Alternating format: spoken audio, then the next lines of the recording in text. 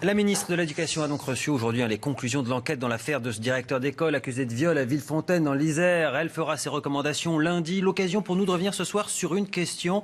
La parole de l'enfant est-elle assez prise en compte par l'Éducation nationale, mais aussi par la justice? On va en parler avec nos invités. Béatrice Brugère, bonsoir.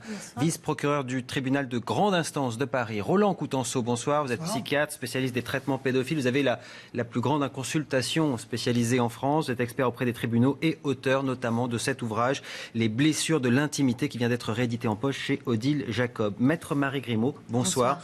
Vous êtes avocate de l'Innocence en danger, l'association qui est notamment de défense de l'enfance maltraitée. Et vous êtes partie civile dans cette affaire de Villefontaine. On va en parler, mais on va aussi parler d'un cas que vous traitez, un des cas que vous traitez, celui de madame qui est à côté et que nous appellerons Marie ce soir. Bonsoir, c'est votre nom, mais on ne donne pas votre nom de famille parce que vous voulez juste raconter cette histoire-là. Et pour les gens qui ne vous connaissent pas, vous n'avez pas forcément envie qu'on vous en parle. Si vous avez accepté de témoigner à visage découvert, c'est parce que vous nous avez dit qu'il y avait une réalité. Quand on n'a pas de preuves et quand l'enfant est parfois un peu trop jeune pour s'exprimer, eh bien, on ne vous entend pas. C'est ce qui vous est arrivé? Exactement. On n'est pas entendu et nous sommes même mis à mal. C'est-à-dire que tout est mis en œuvre pour décrédibiliser notre parole et pour étouffer l'affaire. Gênante. Et vous, peut-être racontez tout simplement, ça remonte à l'automne dernier. C'est très simple, on a une petite fille qui n'avait pas 3 ans au moment des faits, qui a été abusée par sa maîtresse sur les temps de sieste et aux toilettes. Donc on est à l'automne dernier. Automne dernier, donc on est en novembre 2014. Dans une école à Paris, on ne dira pas l'établissement. Dans l'Est parisien. Notre petite fille nous interpelle un jour et nous explique qu'il se passe des choses pendant la sieste et que sa maîtresse se livre à des caresses et à des attouchements. Donc on a été paniqués. On s'est tout de suite tourné vers l'école pour faire part de notre inquiétude. Donc on a eu une attitude vraiment très respectueuse et on avait vraiment le souci de préserver la présomption d'innocence de l'institutrice. Et on a vraiment... Qui n'est pas une jeune maîtresse, il faut le dire, qui est quelqu'un qui a beaucoup de métiers. Depuis une quinzaine d'années dans cette école, qui est vraiment reconnue, qui fait référence. Et donc, nous, on a vraiment cherché à alerter l'école sur nos doutes, sur nos inquiétudes. L'école a décidé de faire un signalement. Et on s'en est vraiment remis à l'école et à la justice. Donc, on nous a demandé de nous taire tout le temps de l'enquête, ce que nous avons fait. Il faut savoir qu'on a sorti immédiatement notre enfant de l'école. Nous ne voulons pas prendre de risques et nous ne voulons plus qu'elle soit en contact avec cette institutrice. Ça a été facile à faire ?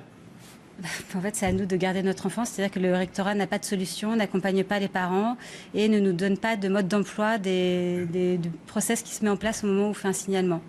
Donc on s'est retrouvés livrés à nous-mêmes, sans soutien psychologique de la part du rectorat et ne sachant pas quoi faire. Donc avec une enfant, nous on est indépendants, donc on a eu la chance de pouvoir garder notre fille à la maison. Mais je pense que tous les parents n'ont pas cette chance-là. Alors, vous avez porté plainte Non, justement, on a vraiment eu à cœur de ne pas porter plainte, d'alerter sur nos inquiétudes et de demander à ce qu'une enquête soit faite. Donc, c'est l'enquête qui démarre sans que vous ayez déposé cette plainte. Exactement. À ce moment-là, il y a une expertise qui est demandée. Exactement. Que dit cette expertise ? L'expertise est formelle. L'enfant a été exposé à des stimulations sexuelles de la part de son institutrice. Il se trouve que notre enfant a parlé immédiatement. Enfin, pardon, l'expertise ne dit pas que c'est l'institutrice. Non, mais par contre, elle... C'est important d'être précis. C'est vrai. Notre fille a parlé à la psychologue docteur en psychotraumatologie et elle lui a clairement rejoué sur une poupée ce qui s'était passé. Et elle a eu des mots très clairs et... Voilà. Donc l'expertise était assez formelle sur le fait qu'il y a eu cette exposition à des stimulations sexuelles sur notre petite. Et l'enquête, elle a donné quoi ? Alors l'enquête a duré 3 semaines. Et au bout de 3 semaines, on nous a dit, écoutez, votre enfant affabule, elle découvre son corps, il ne s'est rien passé, donc nous allons classer sans suite. Donc on s'est retrouvés le 5 janvier avec... Les faits remontés à septembre ? Novembre. Novembre. Donc en fait, ils ont été assez rapides. Il y a eu un signalement qui a été fait par le rectorat. L'enquête a été mise en place. Sauf que très rapidement, voilà, il ne s'est rien passé, votre enfant affabule et vous la stimulez dans cette affabulation. Donc classement sans suite. Classement sans suite. Et ensuite ? Et surtout, ce qui se passe, c'est que donc on nous nous demande de nous taire pour que l'enquête se déroule au mieux, ce qu'on a fait. Et dès que l'enquête est terminée, on nous demande de nous taire au nom de la présomption d'innocence. Ce qui fait que personne dans l'école n'est au courant de ce qui se passe et ce qui fait que aucun parent ne peut être alerté des doutes et donc personne ne pose de questions aux enfants. Ce qui se pose, qu'il n'y a donc aucun témoignage qui ressort et donc nous sommes les seuls à alerter les institutions sur ce qui se passe au sein de l'école. Et malgré tout, par la suite, d'autres signalements, c'est bien ça ? Un deuxième signalement est tombé en avril. Je voudrais quand même revenir sur la façon dont... Je vous en prie, finissez, oui. Passe l'enquête, c'est-à-dire que donc le 5 janvier, on nous dit il ne s'est rien passé, les faits ne sont pas avérés, vous n'acceptez pas de voir la réalité, on est vraiment désolé pour vous. Donc ça, c'est la brigade qui parle aux parents. La brigade des mineurs. Voilà, et qui est vraiment très très dure à notre égard. Et la brigade ne dit pas, nous n'avons pas de preuves, comprenez qu'avec les paroles d'un enfant de moins de 3 ans, ce soit compliqué, qu'on ne puisse pas accuser une institutrice sur les simples mots d'un enfant. On le comprendrait, mais le discours est vraiment, il ne s'est rien passé. Donc maintenant, arrêtez, il ne s'est rien passé. Ça, c'est très très dur. Et dès lors que le discours de la police est « il ne s'est rien passé », l'école se retourne contre les parents et dit « puisqu'il ne s'est rien passé, maintenant... » Vous devenez la paria. On devient la paria, on devient les parents fous, on devient les parents hystériques et on devient les indésirables. Donc on a été radiés d'office du jour au lendemain. Radié de l'école. Radié de l'école. Donc on a, nous, fait une demande évidemment pour changer d'école. Et donc on a eu vent de ce transfert du jour au lendemain. Donc il a fallu qu'on se batte pour ne pas être radié d'office et pour obtenir un temps d'adaptation pour nos 2 petites filles et pour organiser ne serait-ce qu'un départ pour qu'elles puissent dire au revoir, etc. Et là donc, vous vous apercevez que vous n'êtes peut-être pas la seule à avoir quelques doutes. Ouais, on est radié d'office, on est menacé par l'inspectrice d'être poursuivi en justice si jamais on s'avise de parler au sein des parents d'élèves ou au sein des instituteurs ou au sein de l'école. Donc on est menacé et puis on est puni, c'est-à-dire qu'on nous transfère dans une école qu'on ne souhaite pas, qui est plus loin de chez nous et qui ne permet pas de maintenir une garde partagée. Donc c'est vraiment, la sanction est immédiate pour les parents qui osent parler. Et là, pardon, je me permets d'insister parce que c'est ce qui vient peut-être valider le fait que vous n'aviez pas totalement tout imaginé. Il y a d'autres signalements qui arrivent ensuite. Donc là, nous, c'est le parcours du combattant qui vient de s'écouler. Deuxième signalement, se dit ça y est, on est sauvé. Enfin, un deuxième enfant parle.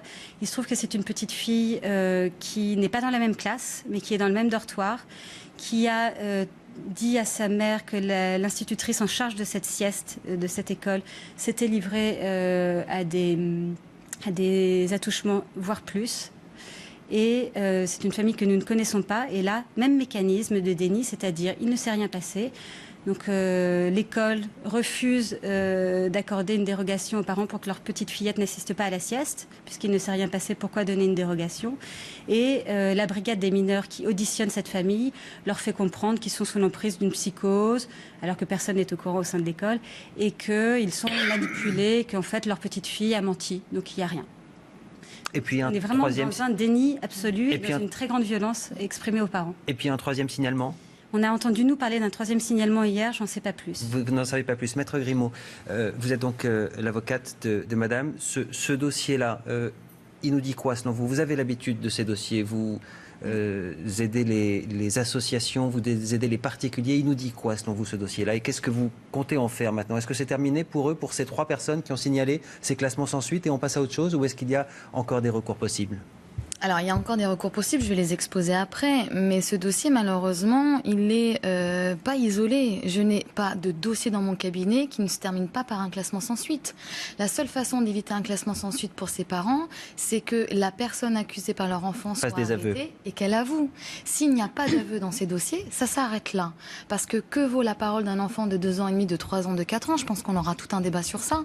Mais elle ne vaut rien au sein de ces brigades, et notamment au sein de la brigade des mineurs de Paris. Et j'ose bien le dire. Classement sans suite. Deuxième famille qui, moi, de ce que je comprends et des éléments que j'ai, n'arrive pas à enregistrer sa plainte au sein de cette brigade. Une véritable... Comme vous. On a eu un refus de plainte. Un refus de plainte, oui. Et troisième famille, je crains également qu'on ait un refus de plainte. moi, ce que j'espère, c'est que ces familles osent prendre un avocat et les moyens de prendre un avocat, qu'on puisse tous ensemble saisir en même temps un juge d'instruction pour réouvrir une enquête. Alors, on entend bien la douleur qui est la vôtre et en même temps, on est obligé... aussi, parce que vraiment, on tombe des nues. On est quand même obligé de s'interroger parce que vous venez de dire... tout le bien que vous pensiez de la brigade des mineurs de Paris, l'idée qu'on s'en fait, c'est que quand on est policier, quand on va à la brigade des mineurs de Paris, c'est pas pour protéger les pédophiles, c'est pour protéger les enfants. Non, ce n'est pas ce que je dis. Bon, alors qu'est-ce qui se passe au milieu qui fait que ça fonctionne pas? Ce que je dis, c'est qu'il y a une façon de procéder pour auditionnner un enfant. Un enfant, par naissance et surtout sur cet âge-là, ne ment pas, ne peut pas développer tout un ensemble de symptômes qui n'ont pas été décrits, mais d'énurésie, de défection, de troubles de sommeil, de troubles d'alimentation. Ce sont des symptômes qui sont bien connus en matière pédopsychiatrique. Et ça, c'était dans le rapport d'expertise. Et ça, le rapport d'expertise, il est formel et le reprend mot pour mot. Ce que je dis, les dysfonctionnements au sein de ces brigades, c'est que la loi a encadré ces auditions. Ces auditions, elles doivent se passer comment? C'est un enfant avec un officier de police judiciaire, avec en plus un parent qui peut y assister ou un tiers de confiance pour l'enfant et surtout un psychologue ou un médecin qui est spécialiste de l'enfance. Dans beaucoup de brigades et notamment au sein de la brigade des mineurs de Paris, ce mode d'audition ne se passe pas comme ça. Vous avez un OPJ qui vient prendre un enfant que l'enfant ne connaît ni d'Ève ni d'Adam, qui est enfermé 3/4 d'heure avec cet OPJ. Officier de police judiciaire. Voilà, excusez-moi. Qui est filmé. Moi, j'ai déjà vu des parents qui m'ont dit notre enfant a été pris 1 heure. Or, quand je lis l'enquête, j'ai une audition filmée de seulement 7 minutes. Et c'est tout. Il n'y a pas d'autre interlocuteur. Et c'est très compliqué pour un enfant dans ces conditions de parler. Roland Coutenceau, vous connaissez bien ces cas-là. Dans ce que vous avez entendu là, ce qu'il y a dans ce rapport d'expertise, quelle est l'idée que vous vous en faites? Juste pour que ceux qui nous écoutent comprennent bien, plus l'enfant est petit, plus c'est difficile d'objectiver les choses. Bon. Donc là, on est devant une histoire dont je n'ai pas d'avis, bien sûr, mais on voit que c'est un enfant jeune, à la limite de l'expression. C'est ça, 2 ans et demi. 3 ans, c'est le moment où la mémoire se structure, donc les choses sont ténues. Sa capacité de restitution des choses est tout à fait normale. Sa parole est embryonnaire, c'est le premier élément. Le deuxième élément d'atypique qui peut-être est une complexité dans ce dossier, c'est que, vous l'avez vu, celle qui est soupçonnée est une femme. Donc, ça change quelque chose, ça, dans les profils, oui, dans les méthodes, oui, dans l'approche même des policiers, éventuellement? Peut-être parce que, regardez, qu'est-ce qu'on évalue le mieux? Les experts, les juges, les avocats, les policiers. Des cas qu'on voit à longueur de journée, des dizaines de situations. Quel est le cas typique? C'est un homme qui agresse un enfant de 9 à 13 ans. Voilà les cas les plus fréquents. Vous le voyez dans les faits divers. Quand l'enfant est un peu plus jeune, il y en a encore un peu moins qui sont judiciarisés. Quand l'enfant est très jeune, il y en a moins. Donc, simplement, la parole d'un enfant de 3 ans, c'est difficile à objectiver. Les symptômes qui sont présents peuvent traduire d'autres choses. Les symptômes post-traumatiques, regardez, c'est des troubles du sommeil, éventuellement des cauchemars, des troubles un petit peu fonctionnels. Donc, cette symptomatologie, elle n'est pas toujours spécifique à une agression sexuelle. Donc, honnêtement, cette affaire est difficile à évaluer. Et puis, regardez, soyons francs, je pense qu'il y a beaucoup moins de femmes qui sont des pédophiles. Hein. Donc là, on voit qu'on est devant un cas que les experts, les juges, les policiers ne rencontrent pas souvent. Justement, c'est la question que je voudrais vous poser à vous, parce que vous voyez tous les cas de figure. Là, on est effectivement, on a affaire à une femme qui a une 50aine d'années, qui apparemment est très respectée dans l'école, très appréciée par les parents d'élèves, très appréciée par sa directrice, qui l'a tout de suite défendue, évidemment. Non, la directrice de l'école a fait un signalement. Elle a fait un signalement, mais elle était surprise, évidemment, comme tout le monde, je l'imagine. Pardon, je finis ma question. Est-ce que tout cela peut aussi, à un moment donné, faire que l'enfant n'a aucune chance? Ou est-ce qu'il y a des moyens, tout de même, pour un enquêteur, pour quelqu'un qui voudrait essayer d'aller au bout, de dénouer les fils? Parlons de façon très clairement. Quelles sont les capacités d'évaluer les choses? 1, auditionner l'enfant. il y a des enfants qui, même à 3 ans, s'expriment bien en un vocabulaire. Donc, il y a la qualité du témoignage de l'enfant. Il y a ensuite les symptômes. Donc là, on a, comme je la connais, c'est une collègue tout à fait éminente, enfin, bien spécialisée, qui est de qualité, qui a fait cette expertise. Ensuite, vous connaissez l'expertise en question, enfin celle qui a fait l'expertise. Je connais celle qui a fait l'expertise, qui fait des... Parce qu'apparemment, ces conclusions étaient formelles. Hein, oui, mais comme vous l'avez très bien dit, c'est exposition. C'est-à-dire que l'enfant ne va pas jusqu'à dire... C'est ma maîtresse. Ma maîtresse m'a touché, puisque ça... Puisqu'il ne peut pas le dire. On essaie de le recueillir. Ah, pardon. Je voudrais juste intervenir, c'est qu'elle le dit encore aujourd'hui, alors que ça fait 5 mois qu'elle n'est plus du tout en contact. Oui, mais elle ne l'a pas dit à l'expert. Si, ça a été elle l'a dit à dans l'expert. l'expertise. Elle a pris un point. Elle ne l'a pas dit dans ses conclusions. Si, elle l'a dit. Ça, les propos ont été repris, ça a été acté dans l'expertise que l'enfant a nommé à plusieurs reprises son agresseur comme étant son institutrice. Alors, une autre difficulté que je veux souligner qui est toute simple. Un enfant, si on lui pose des questions à répétition, il y a les parents qui sont sensibilisés, c'est normal, il y a les policiers, il y a l'expert. Si vous voulez, il y a parfois un phénomène... D'induction de réponse. Non, oui, qui se complique parce que autant quelqu'un qui est plus âgé peut garder son propre discours, autant souvent les enfants très jeunes, et c'est normal, ils finissent par être un peu parasités par le questionnement et intégrer dans leur discours des éléments qui sont contenus dans les questions. Ce qui fait que quand on les voit parfois quelques semaines après... Je dirais très simplement, en étant très humble, c'est indécidable. J'ai eu, moi, des situations que j'ai évaluées où j'ai dit, finalement, j'ai pas d'éléments tranchants à amener à la justice des hommes. Alors on va évidemment pas faire ici, pardon, je voudrais pas qu'on fasse ici, on met la parole de personne en doute, on espère simplement que la justice pourra reprendre peut-être cette enquête et que vous puissiez aller au bout, mais la question qui est posée, c'est celle du classement sans suite finalement, qui tombe comme une guillotine pour les parents et pour les enfants aussi, probablement encore faut-il qu'ils aient conscience de ce qui se passe à ce moment-là.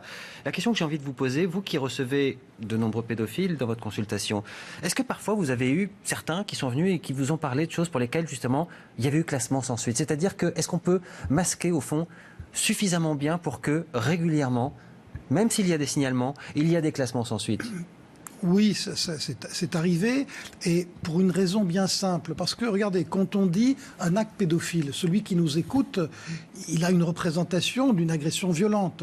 Mais quand c'est de l'ordre de l'attouchement, du frôlement, on est dans un monde qui est plus difficile à objectiver. Donc, effectivement, il y a beaucoup de situations qui se terminent, hélas, par des non-lieux, dont certaines, l'enfant a dit la vérité. Simplement, ce que dit le juge, c'est que la justice des hommes ne peut pas aller jusqu'à affirmer de façon assez claire pour condamner un autre. Et donc, au risque de condamner un innocent, il vaut mieux éventuellement que l'enfant... n'ait pas de justice, quoi. C'est ça, en fait, le raisonnement. C'est ça, le raisonnement? Parce que regardez, souvent, on a dit, et certains de mes collègues l'ont dit, et c'est pas vrai, c'est que s'il y a un non-lieu, c'est un problème pour l'enfant. Qu'est-ce qui est important pour un enfant? C'est qu'au moins une personne le croit. C'est ce côté humain qui fait que son discours est donc fondé et cru à ses yeux, en tout cas. Béatrice Brugère, vice-procureure de Paris. Quand vous entendez tout cela, vous dites quoi? Pourquoi ces classements sans suite? Qu'est-ce qui vous vient en tant que vice-procureure et puis peut-être tout simplement aussi en tant que femme, parce qu'il y a un mélange des deux, j'imagine, dans tout ça. Voilà, qu'est-ce qui vous vient? Alors, tout d'abord, je voulais souligner le courage de cette maman qui vient ce soir témoigner comme ça, parce que je mesure toute la difficulté de la démarche. Il y a deux niveaux, en fait, dans ce qu'on vient d'entendre. C'est-à-dire qu'à la fois, il y a la réalité de ce qui a pu arriver à un enfant, qu'une expertise peut déceler, et puis il y a l'imputabilité de ces faits. Qui les a commis. Donc, si vous voulez, sur le premier niveau, je crois que les expertises, des signes cliniques sont assez probants. La difficulté pour la justice, souvent, c'est de trouver qui est l'auteur. Et c'est là où ça se complique. Ce que j'entends et ce que je viens d'entendre, c'est aussi toute la souffrance de parents qui sont confrontés à la difficulté peut-être de l'imputabilité, mais à qui on donne la réponse, votre enfant est un menteur. Et c'est pas la bonne réponse. C'est pas la réponse que la justice peut donner. C'est-à-dire que si on a des faits qui sont assez forts, même si on n'arrive pas à trouver l'auteur, on ne peut pas s'entendre dire votre enfant est un menteur. Donc là, pour moi, il y a un problème. Je ne connais pas ce dossier, mais je veux dire, si les choses se passent comme ça, c'est qu'il y a un problème. Aujourd'hui, on est sur des sujets extrêmement complexes. Il faut quand même avoir conscience que les agressions qui sont commises sur les mineurs sont les agressions les plus courantes. On est encore dans le mythe que la personne qui se fait violer est une jeune femme au coin du bois dans une nuit noire. Non, ce sont bien les enfants qui sont les plus agressés et à 80% ce sont des enfants et sur la moitié de ces agressions ce sont des enfants qui ont moins de 11 ans. Donc on se trouve dans la problématique qui vient d'être décrite, à savoir la parole de l'enfant, qu'est-ce qu'on peut en faire. Moi, je voudrais bien citer un ministre qui disait que la condamnation de la pédophilie a régressé depuis l'affaire Doutreau. C'est pas moi qui le dis. Ça a joué. Pour vous, c'est-à-dire qu'aujourd'hui, on a peur d'entendre les enfants, de les écouter. C'est pas moi qui le dis, c'est Ségolène Royal qui le dit il y a quelques années. Et je trouve que c'est très intéressant, car quand Ségolène Royal était ministre de l'Éducation nationale, alors on revient, mais il n'y a pas si longtemps, c'était quand même en 1997, elle avait fait une circulaire. À l'époque, elle avait demandé un rapport. Je me permets de le citer parce que c'était vos confrères de Libération qui en avaient fait la primeur. Et déjà, à l'époque, en 97, on avait exactement les mêmes problématiques. C'est-à-dire qu'on a l'impression qu'on n'a pas évolué sur le recueil de la parole de l'enfant, parce que certes, il y a eu des lois qui ont amélioré, j'allais dire, sur la forme, mais la réalité, elle est tout autre. C'est-à-dire qu'après, il y a un problème de moyens, il y a un problème de compétences, il y a un problème d'enquête. Et ce que l'on entend aujourd'hui, c'est aussi tout ça à la fois. Alors, ce qu'il faudrait quand même préciser, parce que c'est vrai que là, on parle de pédophilie dans le milieu scolaire, c'est qu'il ne faudrait pas stigmatiser non plus le corps enseignant. Hein. Quelques statistiques sur justement les affaires de pédophilie. 90% dans les cercles familiales et 10% dans les cercles d'animateurs, éducateurs et d'enseignants, globalement, on va dire, dans les cercles scolaires. 57 membres de l'Éducation nationale révoqués pour agissement pédophile ou détention d'images pédopornographiques ces 3 dernières années. Vous le voyez, sur un total quand même de 840 000 profs. Évidemment, il ne s'agit pas de stigmatiser. Mais ces chiffres excluent les cas classés, comme celui dont on vient de parler. Et la question qu'on se pose, est-ce que c'est un cas isolé, ce genre de cas-là ? Non, ce n'est pas un cas isolé. Là, encore une fois, on fait de la statistique sur des affaires qui ont réussi à passer tous les filtres institutionnels, psychologiques et autres. Tous les dossiers qui sont classés, on a beau pouvoir, nous, en tant qu'avocats, avoir le moyen de saisir ce qu'on appelle le doyen des juges d'instruction pour faire une instruction à charge ou à décharge, où là, les moyens des avocats sont quand même beaucoup plus importants que dans le cadre de l'enquête. Mais encore une fois, ces instructions, bien souvent, arrivent à un non-lieu parce qu'on est toujours sur les mêmes problématiques, le manque de moyens. Donc là, ces chiffres-là, à mon sens, on est sur la partie émergée de l'iceberg. Pourquoi on l'a beaucoup dans le cercle familial ? Parce que dans le cercle familial, les dénonciations sont beaucoup plus nombreuses. On n'hésite pas à aller à la police pour dénoncer qu'un tel proche ou un tel proche, parce que c'est ancré, on peut le dire.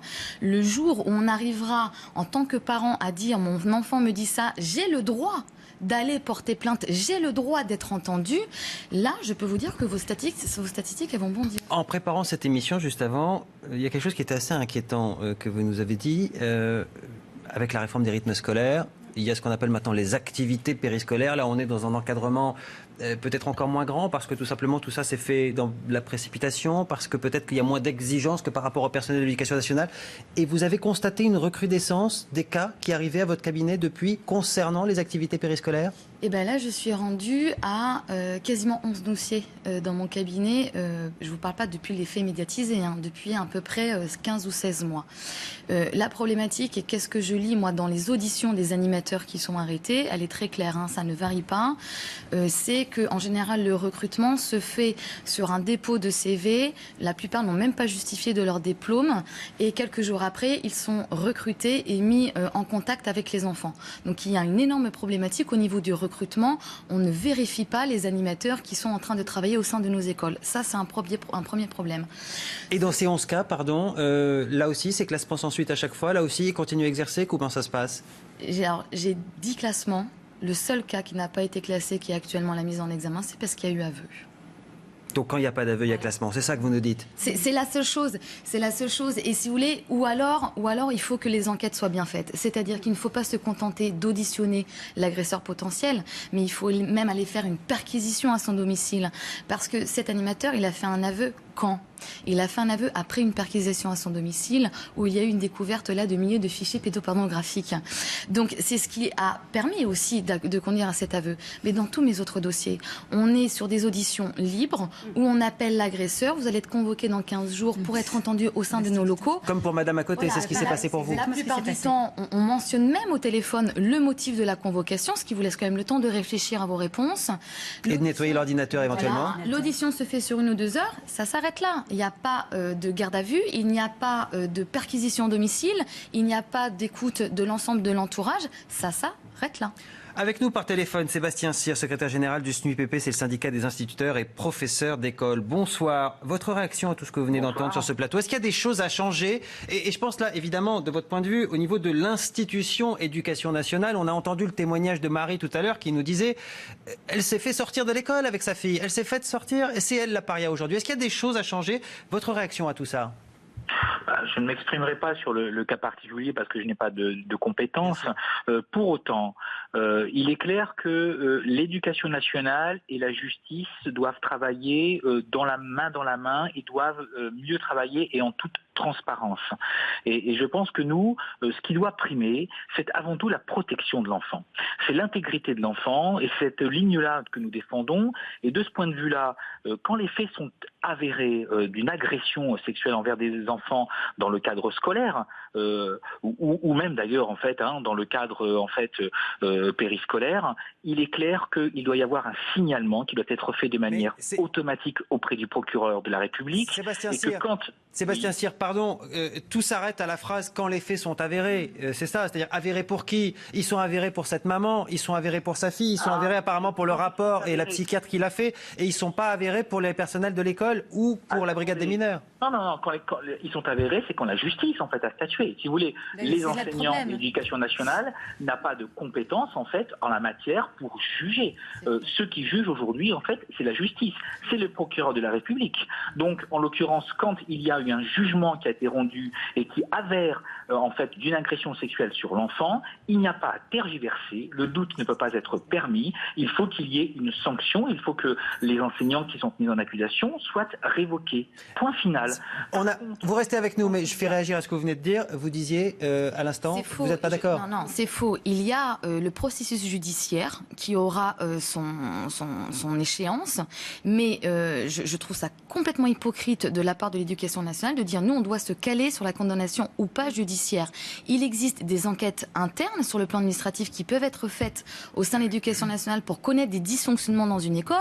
Il y a quand même des procédures disciplinaires qui peuvent se faire quand bien même l'enquête est en cours, quand bien même il y a un classement sans suite. Je trouve d'une hypocrisie totale de dire il y a classement, il n'y a pas condamnation, on en arrête là. Ce sont quand même des parents qui sont capables d'entendre que la justice ne peut pas condamner sur la seule parole de leur enfant. Là, je crois que les parents sont très clairs sur ça. Par contre, ce qu'un parent ne peut pas accepter, c'est qu'il y a un dysfonctionnement qui a été pointé sur ce cas de figure-là, qu'aucun autre parent n'est au courant, que l'école ne veut pas enquêter en interne sur dans quelles conditions dans ce dortoir ça se passe, qui est la surveillance de qui, et qu'on ne peut pas prendre des mesures parce qu'il y a eu classement. Il faut arrêter de se cacher derrière la justice. On peut travailler éducation nationale et justice main dans la main, mais on peut aussi chacun faire son travail, chacun de son côté. Alors c'est vrai qu'en tout cas, si on parle de cela aujourd'hui, c'est parce qu'il y a cette affaire de Villefontaine. Et cette affaire de Villefontaine, elle avait commencé en 2001 par un signalement et par un classement sans suite. Et puis finalement, on s'aperçoit qu'aujourd'hui, mise en examen pour viol présumé de 11 élèves, on s'aperçoit qu'effectivement, entre-temps, il y avait eu une autre plainte aussi, où cette fois-ci, il avait été condamné en 2008 pour détention d'images pédopornographiques. Et là, c'est un autre problème qui se pose. C'est pas celui du recueil de la parole de l'enfant et du fait qu'on va le croire ou non. C'est celui de la transmission. La transmission entre la justice, à un moment donné, puisque là, il y avait une condamnation. C'est ça qui a choqué tous les Français. Il avait été condamné pour ces faits-là et on le laisse dans une école. Vous avez été, tous les procureurs, je crois, réunis pour vous expliquer qu'il existait des circulaires et que, grosso modo, la règle, c'est que normalement, on doit transmettre cette information aux établissements. Pourquoi ça ne s'est pas fait là? Pourquoi parfois ça ne se fait pas? Et comment on peut améliorer ça? Béatrice Brugère. Oui, alors de toute façon, je pense que ça, c'est un vrai problème global de transmission et du renseignement et de la manière dont on travaille au sein de la justice. Moi, personnellement, et le syndicat que je représente de magistrats, nous sommes pour justement faire davantage de renseignements. C'est-à-dire que l'information doit être communiquée et c'est très important parce que ce qui vient d'être dit, c'est qu'il ne faut pas attendre obligatoirement une condamnation parce que la condamnation, elle n'arrive pas toujours, justement. Mais c'est pas parce qu'il n'y a pas une condamnation de la justice qu'il ne peut pas y avoir déjà du renseignement et de l'échange d'informations. Et ça c'est vrai qu'il n'y a aucune fluidité là-dessus. Et je crois qu'il va falloir qu'on fasse un travail énorme des deux côtés. Alors, il y a des circulaires, il y a des obligations de signalement, mais ça ne fonctionne pas, en fait. Ça ne marche pas. Donc, il faudrait quoi? Une loi, c'est ça qu'il va falloir, une loi? Mais les textes existent. Ce qu'il faut, c'est une impulsion politique, c'est une volonté. C'est-à-dire que, en fait, c'est pratiquement culturel. Le problème, il est pratiquement culturel. Il n'y a pas cette impulsion politique aujourd'hui? On est dans un déni aujourd'hui, quand je disais tout à l'heure qu'on a fait une régression. Pourquoi? Parce que pendant des années, la parole de l'enfant et les expertises des psychiatres ou des psychologues étaient pris par les magistrats comme une preuve absolue, ce qui n'était pas d'ailleurs. Elles étaient une aide. Et puis, il y a eu le dossier d'Outreau et on est retombé de l'autre côté du balancier. Et là, tout d'un coup, maintenant, tout ce que disent les enfants, c'est un mensonge. Donc, si vous voulez, c'est pas qu'un problème de texte, c'est un problème de culture, c'est un problème aussi d'impulsion politique. Et là, je crois qu'il faut vraiment en faire un vrai combat parce qu'il y a trop de ratés et on ne peut pas avoir des ratés sur ce genre de sujet. Maître Grimaud, vous êtes partie civile donc dans ce dossier de Clairefontaine, de Villefontaine, pardon, vous en attendez quoi de la remise du rapport lundi et de la prise de parole de la ministre de la Justice et de l'Éducation nationale? Si j'en attends quelque chose, je ne répondrai peut-être pas franchement sur ce point-là. J'ose espérer qu'on va dépasser le seul problème de la communication, du problème de communication entre le ministère de la Justice et le ministère de l'Éducation nationale. Ce que j'attends, mais là c'est un doux rêve, je pense, c'est qu'au sein de l'Éducation nationale, on ose prendre conscience qu'au sein de ces 800 000 enseignants, il y a des enseignants magnifiques qui font magnifiquement leur travail, mais il existe aussi des prédateurs. Et ça, c'est inhérent à l'Éducation nationale. Pourquoi? Parce que les prédateurs, ils sont là où il y a les enfants. Donc, de fait, dans les rangs des enseignants, il y en a. Ça, c'est une première chose. La deuxième chose, pour revenir sur l'affaire Villefontaine, puisque je suis partie civile pour innocence en danger dans ce dossier-là, ce qui choque les Français, c'est qu'il y a eu une condamnation en 2006 pour des consultations d'images pédopornographiques par milliers. Et là où le Français doit être bien renseigné, ce monsieur n'a pas été fiché dans un fichier national qui s'appelle le FIJAIS. Pourquoi? Parce qu'il y a une loi qui dit... Parce que c'est du sursis? Non, ce n'est même pas ça. C'est parce qu'on est fiché dans le FIJAIS lorsque l'infraction que vous commettez encourt une peine qui est supérieure à 5 ans. En France, une simple consultation ou une détention d'images pédopornographiques, vous encourez au maximum 2 ans d'emprisonnement. Donc tous ceux qui sont condamnés pour détention d'images pédopornographiques ne seront jamais dans le radar de l'Éducation nationale. Voilà, c'est un fichage facultatif. Et c'est là où il serait très facile pour les politiques de s'emparer de ce point-là. Et pourquoi ils ne le font pas? C'est quand même pas, on ne découvre pas la Lune avec ce que vous dites aujourd'hui. Nous, oui, mais pas ceux qui savent. Je vois passer des propositions de loi qui n'ont ni queue ni tête, qui vont aller faire régler le problème à la marge. Il suffit de s'emparer de cet article, j'en invite, article 706-53 du Code de procédure pénale, de modifier son 9e alinéa qui dit quoi? Qui dit pour les peines inférieures à 5 ans, c'est facultatif. Non. Dès qu'on est sur ce genre d'infraction, quel que soit le quantum de la peine encourue, on doit être sur un fichage automatique, sauf motivation spéciale du magistrat. Ouais. Oui, j'ajoute juste une chose aussi. Il y a une incompréhension parce qu'on dit, mais quand on rentre dans l'éducation nationale, normalement, on doit présenter un B1, un casier judiciaire néant. Bon, il faut savoir qu'on le présente à l'entrée. Et plus jamais ensuite. Tout le long de la carrière, il ne se passe rien. Et il ne faut pas oublier non plus que ce casier judiciaire, ce n'est pas une marque à vie parce que quand les condamnations sont faibles, elles disparaissent au bout d'un certain temps et on s'aperçoit que c'est vrai que tout ce qui touche les mineurs est souvent inférieur à 5 ans, fait pas l'objet obligatoirement de condamnation ferme et n'existe pas sur un casier. Donc il y a un vrai problème de circulation de l'information. Je crois que c'est un point crucial et de volonté politique des deux administrations de faire bouger les choses. Roland Cotenceau, dernière question.